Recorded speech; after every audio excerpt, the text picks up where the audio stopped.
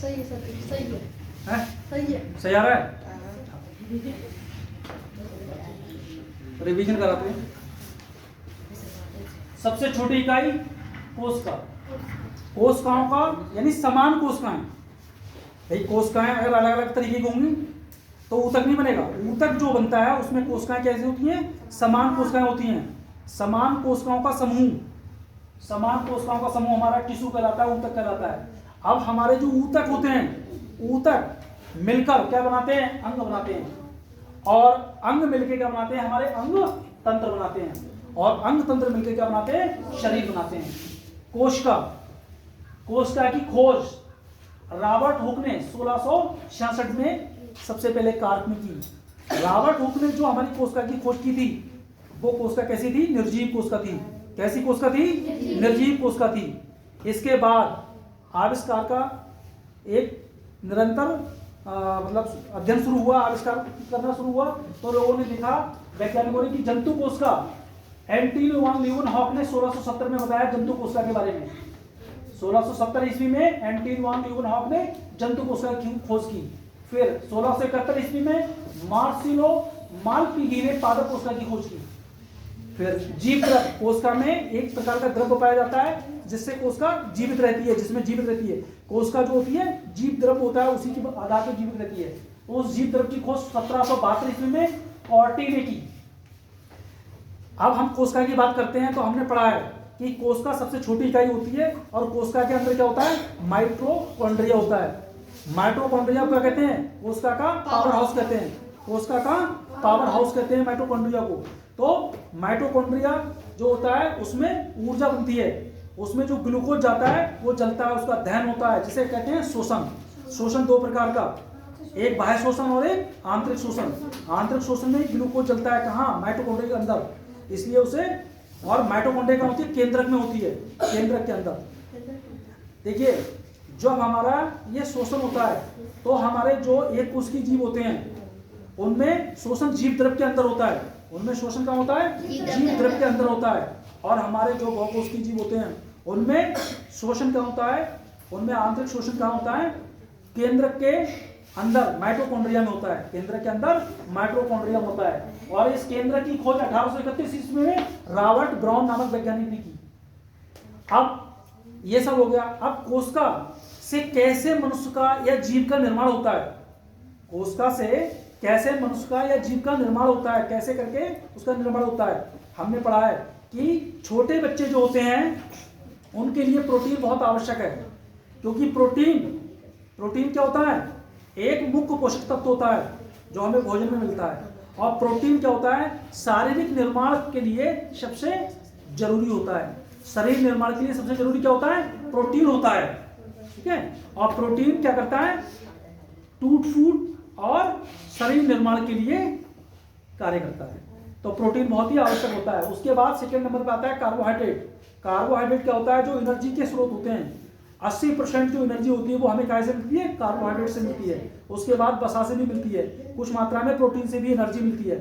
ये क्वेश्चन बार बार पूछा जाता है कि भोजन से हमें क्या प्राप्त होता है? तो भोजन से हमें क्या प्राप्त होता है? भोजन से हमें एनर्जी प्राप्त होती है।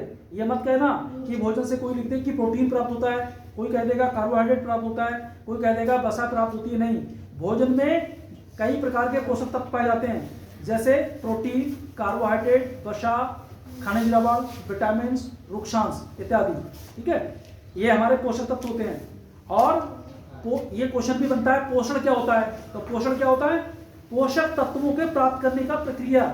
पोषक तत्वों के प्राप्त करने की प्रक्रिया पोषण कहलाती है। इसके बाद कोष का सिद्धांत आया। कोष का सिद्धांत को 1839 में श्वान एंड शीलन नाम के वैज्ञानिक ने दिया। कोशिका के प्रकार देखिए, कोशिका के प्रकार, एक हमारा क्या होता है? कोशिका, उसमें केंद्रक होता है, और एक कोशिकाएं ऐसी होती है जिनमें केंद्रक नहीं होता है, या बहुत ही आरंभिक होता है, बहुत स्पष्ट नहीं होता है। तो उन कोशिकाओं को हम कहते हैं प्रोकैरियोटिक कोशिका। प्रोकैरियोटिक कोशिका, और जिनमें केंद्रक और डीएनए स्पष्ट रूप में पाया जाता है भली भांत, जैसे यूकैरियोट का मतलब है यू, यानी यू यानी तुम हम सब कैसे बने? यूकैरियोटिक। याद करने का तरीका है, वो पूछता है ह्यूमन बॉडी का निर्माण कौन से प्रकार की कोशिकाओं से हुआ है, तो आप याद कर लो यू, यही मैंने इसलिए यू अलग को लिखा है, यू यू यू यू सब, यानी यूकैरियोटिक। यूकैरियोटिक कोशिकाएं क्या होती हैं, जिनमें हमारा जो केंद्रक होता है वो अच्छे से डेवलप होता है और डीएनए अच्छे से पाया जाता है। और प्रोकैरियोटिक, प्रो का मतलब क्या है, प्रिमिटिव, प्रो का मतलब देखिए प्रो, यह है प्रो, प्रो का मतलब आरंभिक,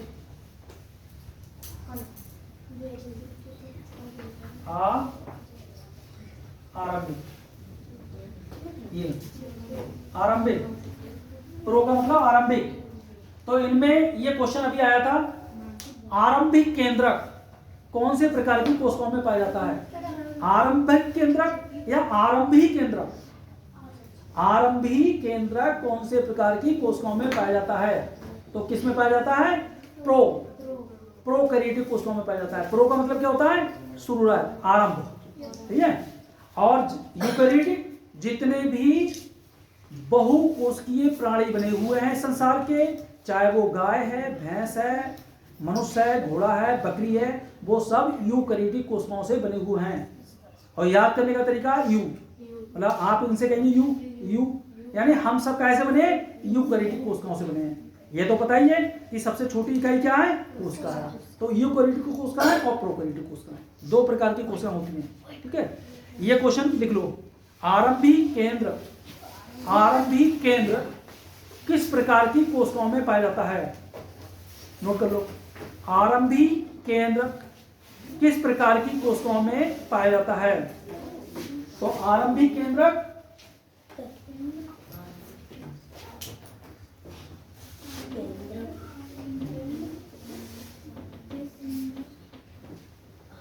क्या लिखेंगे यहां, आरंभिक, आरंभिक, आरंभिक केंद्रक, आरंभिक केंद्रक प्रोकैरियोटिक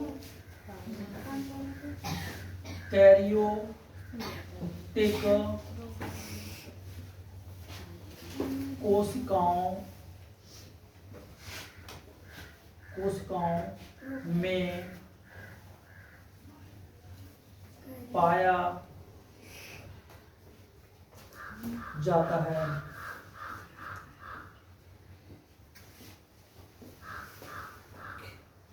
और ये प्रोकैरियोटिक कोशिकाएं पाई जाती हैं जो हमारे एक कोशिकीय जीव होते हैं, किनमें पाई जाती हैं, एक कोशिकीय जीव, शैवाल, बैक्टीरिया, वायरस, देखिए